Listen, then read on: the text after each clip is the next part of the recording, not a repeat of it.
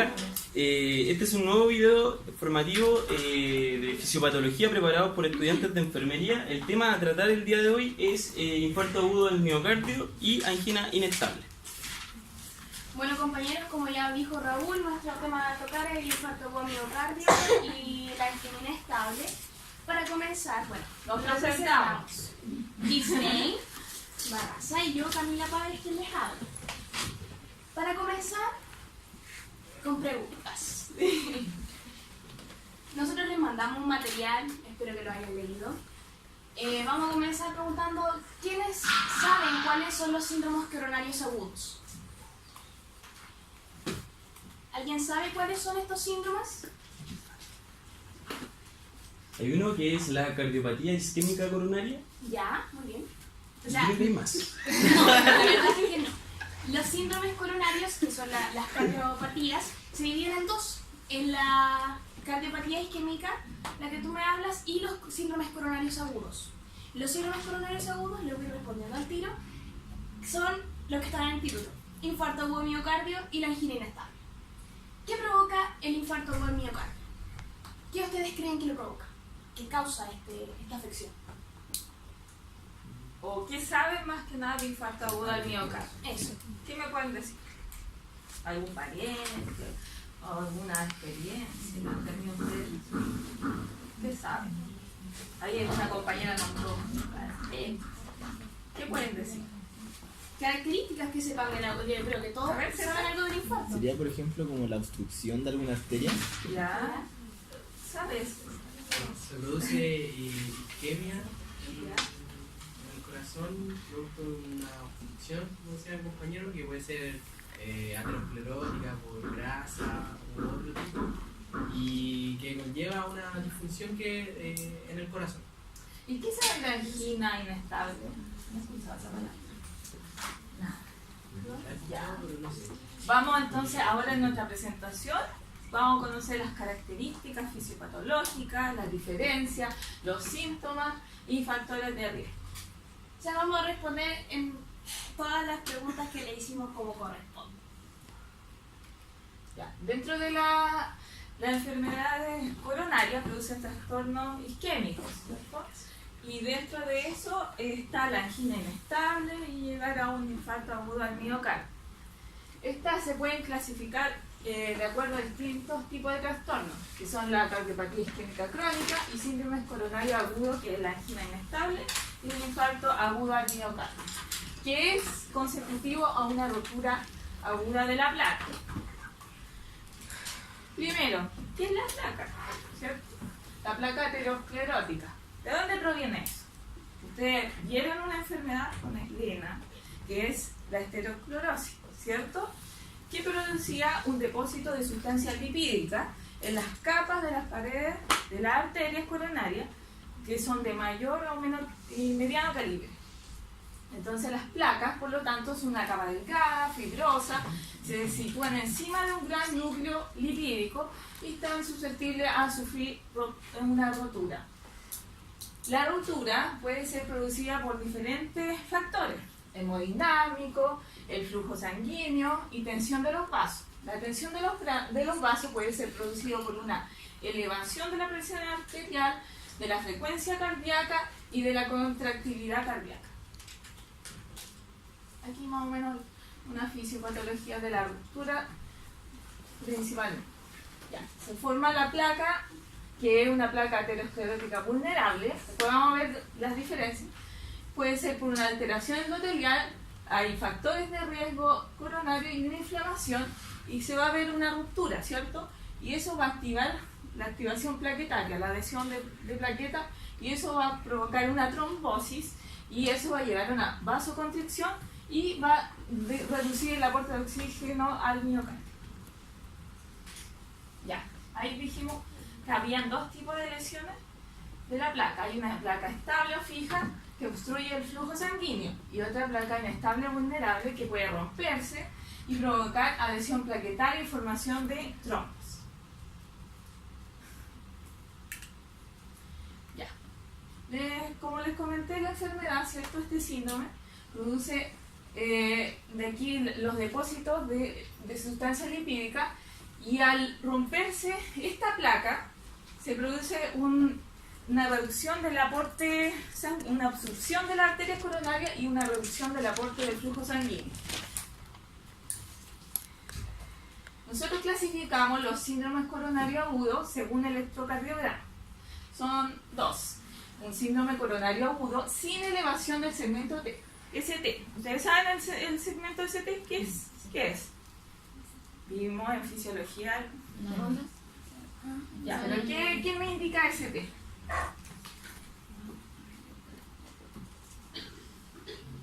¿Qué indica? La insuficiencia de aporte de oxígeno, ¿cierto? Ya. Entonces, sin elevación del segmento ST, que sugiere un trombo coronario no oclusivo, o sea, no lo tapa completamente, y una angina inestable que corresponde a este tipo de síndrome, el que estamos hablando. Puede ser sin onda Q o una pequeña proporción que hay con onda Q. El otro síndrome es con elevación del segmento ST y es el infarto agudo al miocardio. ¿Ven la diferencia? ¿Anota? Acá, ¿se acuerdan? URST. Este es el CT. ST. Y la diferencia del otro, acá me muestra. ¿Se fijan? ¿Ya? Acá más claro. Ya. Dije que había una placa aterosclerótica estable. Esta puede ser vulnerable. Puede haber una leve ruptura de placa que puede ocasionar un trombo no oclusivo y eso me lleva a una angina inestable. Puede ser con onda Q, ¿ya?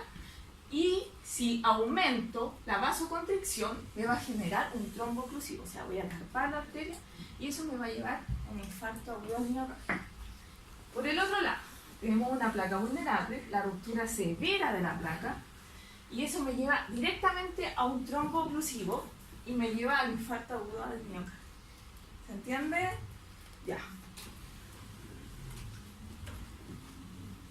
Ya, vamos a la definición. Ya. El infarto agudo del miocardio se produce cuando se obstruye completamente la arteria coronaria por esta ruptura de placa y se suprime el aporte de oxígeno. ¿Y qué pasa con el tejido de esa zona? Muere y no se regenera. ¿Ya? La fisiopatología. En este esquema hay un desprendimiento de la placa aterosclerótica, después se activa la cascada de coagulación, la adhesión plaquetaria, todo eso, y se inicia un proceso, se forma el trombo, y se inicia un proceso de isquemia, ¿cierto? Ocurre necrosis porque ya no llega el aporte de oxígeno, de ahí se forma una cicatriz de colágeno que daña la arquitectura cardíaca. Luego, esto mismo va a ocasionar trastornos del ritmo cardíaco y va a conducir los impulsos más lentamente. Luego, esos impulsos dice que lo pueden producir arritmias letales. Y finalmente, que un impulso que sale de un nodo puede llegar a un punto fibrótico y después se devuelve al mismo nodo y lo estimula el mismo nodo de origen, y eso es lo que va a originar las contracciones. Ya, esto era lo que les expliqué anteriormente: la ruptura, la agregación de lípidos, la activación del proceso de coagulación, la agregación plaquetaria y la formación del trombo, que es como un dibujo que... Ya. El grado de daño al miocardio originado por la oclusión coronaria va a depender del territorio que arriba el vaso afectado, de la oclusión si es total o parcial, de la duración de la oclusión y la cantidad de sangre que aportan los vasos colaterales al tejido afectado. Demanda de oxígeno por parte del miocardio y los factores que pueden producir lisis temprana y espontánea del trombo y restauración del flujo sanguíneo.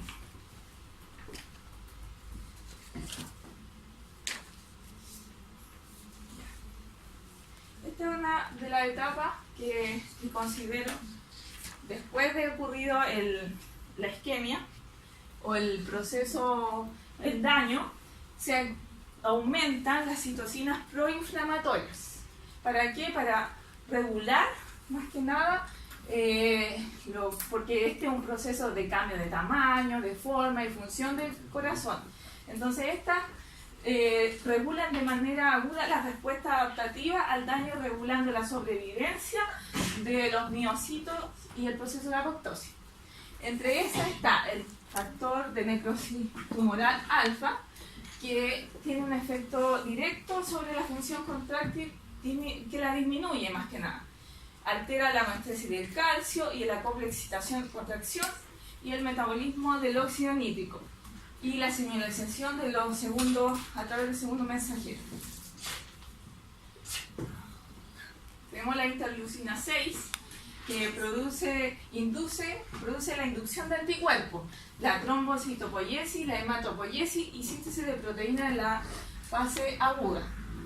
La interleucina 1 beta, que tiene un efecto mitogénico sobre los fibroblastos de las zonas que no está dañada. ¿Para qué? Para restaurar el daño, para reparar el daño y también proporciona una adaptación mecánica de la cámara ventricular. Y finalmente el factor de crecimiento de transformante beta 1, que es una citocina que incrementa, más que nada, estimula la quimiotaxis de los macrófagos y la proliferación de fibroblastos. Ya, un momento. Si yo les digo interleucina 6, interleucina 1 beta, ¿a dónde participan? De lo que yo nombré. ¿En qué están participando? ¿Te refieres como en qué lugar del cuerpo específicamente? De lo que hablé, si yo nombro interleucina 6, interleucina 1 beta, ¿a dónde están participando? Son factores que, por ejemplo, que el riñón en algún momento se involucra. Participan en la remodelación cardíaca. ¿Ya? A tiempo, no. Ya.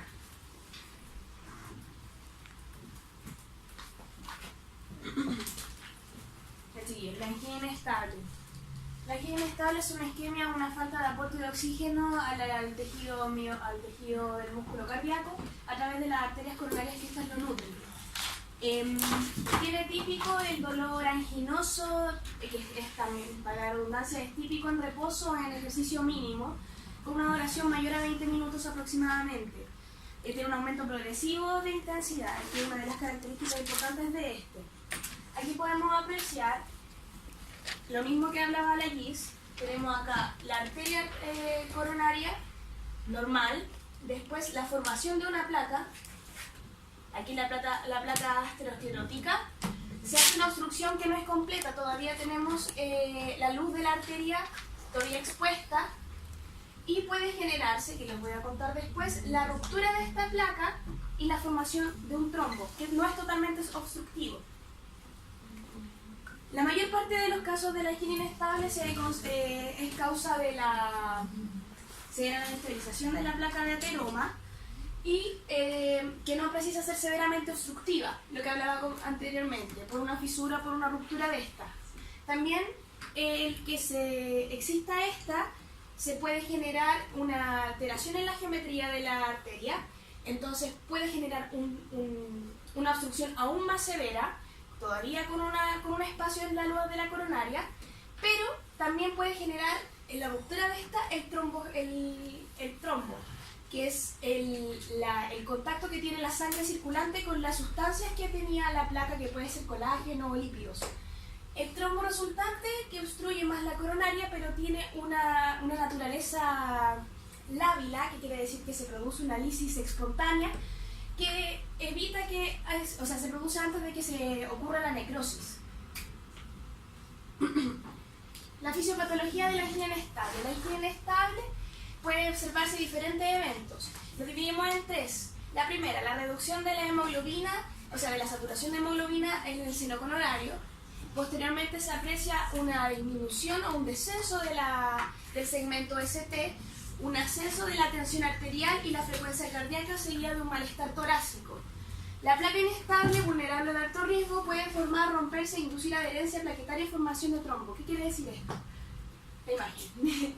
Aquí tenemos lo que yo hablaba, que hay un cambio de la geometría de la placa de ateroma, que sí genera una obstrucción, pero aún no está rota. Aquí tenemos la formación completa del trombo. La ruptura de esta placa con el contacto que tiene con la circulación sanguínea.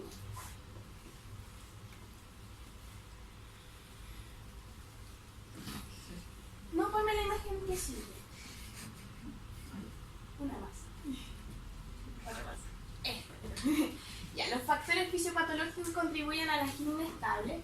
Tenemos que la rotura, la erosión de la placa y la posible superposición de un trombo, la obstrucción dinámica, después una obstrucción mecánica progresiva, la inflamación, infección o ambas de estas, y la angina secundaria, que es el proceso cuando ya es más grave, debido al incremento de la demanda de la falta de oxígeno. Las diferencias que tiene la angina inestable con el infarto agudo al miocardio, ¿cuáles son? ¿Qué se le ocurre de todo lo que hemos hablado? Lo más fácil es que, o sea, lo más que les va a quedar dando es que en el infarto agudo al miocardio hay una obstrucción total de la arteria. A diferencia de que en la angina de pecho no es total, es un espasmo de la arteria coronaria, o sea, que dice, se constriñe el flujo sanguíneo durante los espasmos arteriales.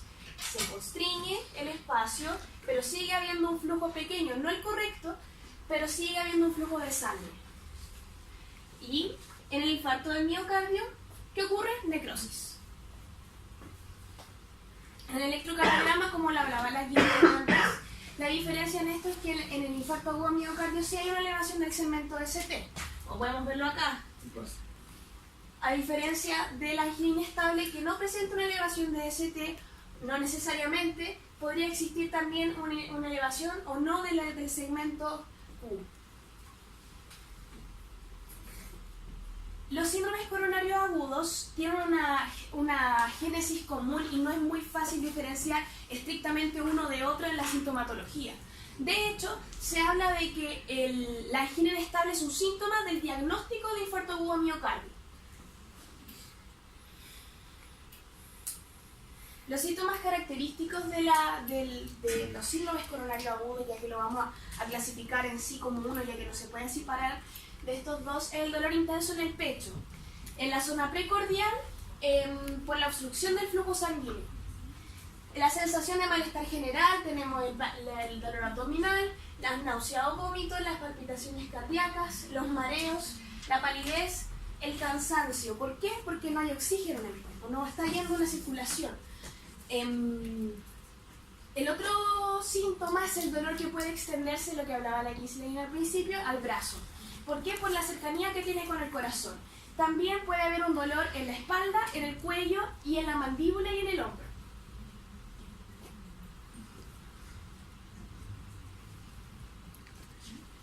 Los factores de riesgo de la angina inestable, tenemos el hábito tabáquico, que el dióxido de carbono y la nicotina son factores fundamentales que afectan en el transporte de oxígeno y también en la formación de las placas de ateroscleróticas. La obesidad, claramente, porque un aumento de la LDL y disminución de la HDL. La falta también de la actividad física, el estilo de vida inactivo contribuye a la obesidad, lo mismo que habíamos hablado antes. La diabetes, los altos niveles de colesterol, lo mismo, LDL en aumento, HDL en disminución. La presión arterial elevada a medida que pasa el tiempo, como lo habíamos hablado con el tema anterior, de la presión. ¿Por qué? Porque engrosa y hace que la diastólica no funcione como corresponde. ¿Y por qué el tabaquismo puede influir en el infarto agudo al miocardio? Vasoconstricción. A ver. Escuché vasoconstricción y vasodilatación. Ya, a ver, Vasoconstricción. Ya, ¿y por qué ocurre eso? La Valentina lo sabe. Por el óxido nítrico. ¿Qué pasa con el óxido nítrico? No se secreta. Cuando hay una vasoconstricción disminuye. Ya, ¿y qué aumenta? La liberación de radicales Lo dijiste tú misma. También la nicotina genera una liberación de catecolaminas que dañan el daño, o sea, que generan un daño en el endotelio, produciendo también este aumento del tono cardíaco y lo que además incluyó con lo que hablaba Gisley sobre los ácidos nítricos. Ya, los diagnósticos, exámenes de sangre, es importante, pruebas de esfuerzo, estudio isotópico y el electrocardiograma. En este caso es importante porque es la representación gráfica de las fuerzas eléctricas que están trabajando sobre el corazón. ¿Ya? Vamos por el punto. Ya, factores que determinan el consumo y el aporte de oxígeno al miocardio. Tenemos dos importantes factores, los principales, la capacidad de transporte de oxígeno. Aquí influye la tensión de oxígeno del plasma, la cantidad de hemoglobina, la capacidad de la hemoglobina para transportar. Y por otro lado está el flujo coronario, que tenemos la frecuencia cardíaca que reduce el tiempo de llenado de la diástole, el diámetro del tono de la arteria coronaria. Aquí está la resistencia del árbol coronario. Me voy a detener un poco porque es importante la adenosina. Se participa acá porque en este proceso hay una regulación metabólica, humoral, muscular, celular, y la adenosina es un vasodilatador. Aquí entra nuevamente el óxido nítrico y los prostanoides, que son mediadores que influyen en la regulación del metabolismo en el flujo sanguíneo. Tenemos la estenosis coronaria, que provoca resistencia al flujo. No me lo cambie.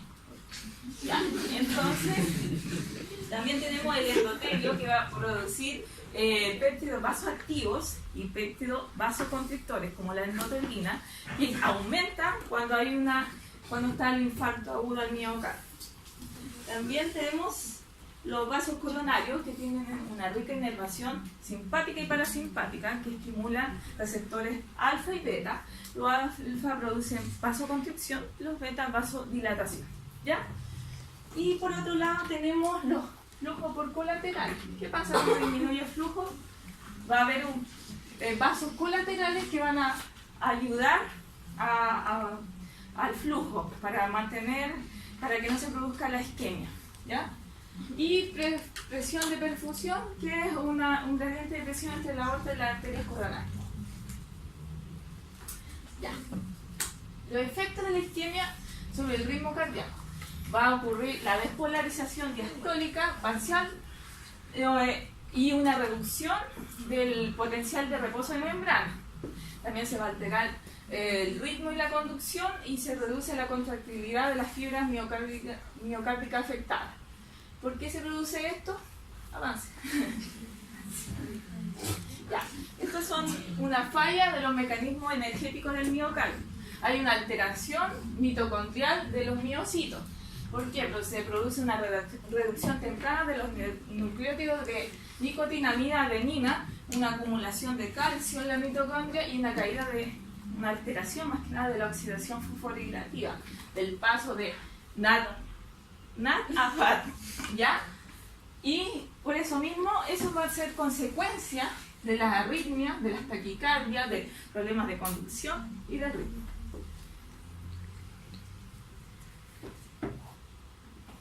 Ya, los biomarcadores del infarto agudo miocardio.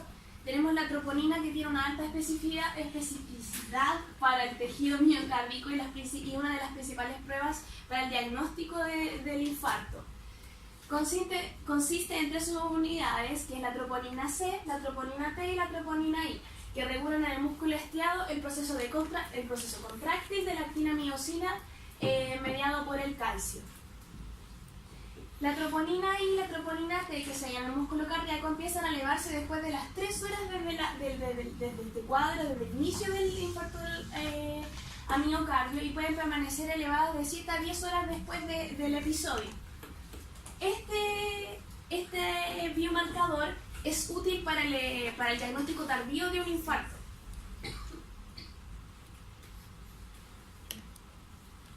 Los otros biomarcadores que podemos encontrar es la creatinquinasa, que es una enzima que se encuentra en las células musculares. Se puede dividir en las isoenzimas de la de la creatinquinasa y la isoenzima de la MB, que es altamente específica al tejido miocárdico. Las concentraciones séricas de creatinquinasa MB exceden los valores normales durante las 4 a 8 horas desde la lesión del miocardio, o sea, desde que se genera una necrosis, y descienden las cifras normales de 2 a 3 días después del episodio. La mioglobina es una pequeña molécula que se libera con rapidez del tejido miocárdico ya infartado y se eleva la primera hora después de la lesión, de la muerte de la célula miocárdica, que como tenemos necrosis, con una concentración máxima en las siguientes 4 a 8 horas. Este biomarcador no es específico para la lesión, puesto que también se encuentra en el músculo esquelético. Aquí podemos ver un gráfico de los biomarcadores en respecto a las horas después del dolor precordial y las múltiples, los rangos de referencias límites que tienen. Podemos ver acá que la elevación por ejemplo, de la creatinquinasa MB masa se encuentra a las 24 horas y recién tiene un descenso a las 60 horas después del infarto agudo miocardio. La troponina T es la que está más presente, por lo que decía que era una de los biomarcadores que sirve para el diagnóstico tardío de este infarto. Bueno chicos, esa es nuestra presentación. Tenemos una actividad todavía para ustedes.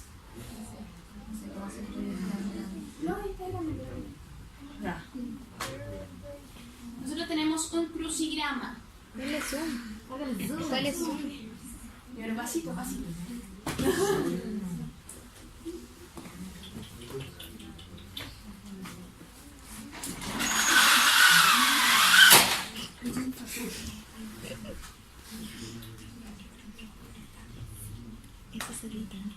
Eso se edita, ¿no? Todo esto lo borro. Ya, se cortó, ¿cierto? Ya. Nombre, el primero, el 1, dice nombre del síndrome coronario agudo sin elevación del segmento ST.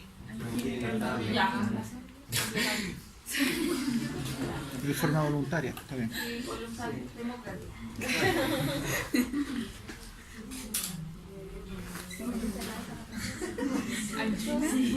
Guión. Infarto agudo al miocardio. Chicos, síndrome coronario agudo donde se produce necrosis del tejido cardíaco. Infarto agudo al miocardio. Ya, factor de riesgo del infarto agudo a miocardio y de la angina inestable. ¿Cuántas letras tiene? Es la 3. Es que no. ¿Es la 3? ¿Es la 3? 10 letras. Tiene 1, 2, 3, 4, 5, 6. Colesterol. Bien, el gol.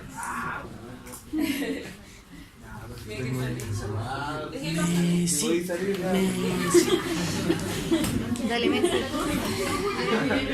Messi. Ya, 4. Factor que determina el consumo y el aporte de oxígeno al miocardio. Repetición. 4. Factor que determina el consumo y el aporte de oxígeno al miocardio. Nombre 2.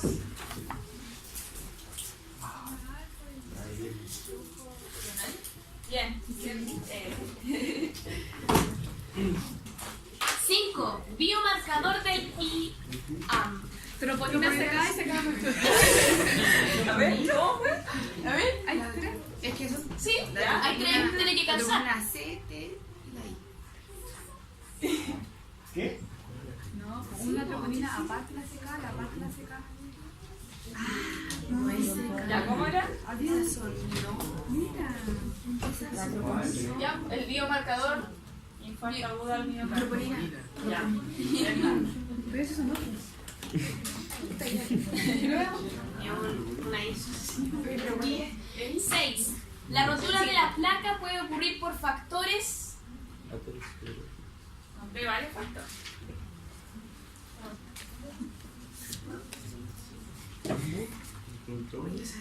No. Vean la letra. ¿Qué? E. Factores. No. Salga ahí, Felipe. Estoy pensando. No quiere pasar. ¿Ateroma? No.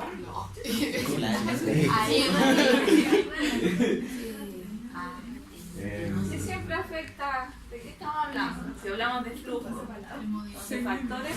¿Cómo? ¿Cómo? ¿Lo escuché? Allá lo dijeron. Bien. Bien. Ya, 7. La IL-6 y citocinas proinflamatorias participan en Yo les pregunté eso. Del recambio. Remodelación. ¿Cómo? Remodelación. ¿Qué? Remodelación. Remodelación cardíaca. Bien. 8. Sirve para diagnosticar el infarto agudo miocardio.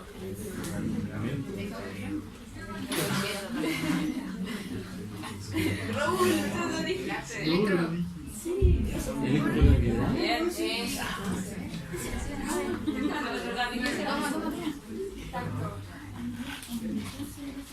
Y 9 en El infarto agudo miocardio se aprecia DST. ¿Qué pasa con ese? ¿Cómo? en el infarto agudo miocardio se aprecia El, en el elevación, aumento. Elevación. Aumento. Aumento. Aumento. Aumento del segmento ST. Ascenso.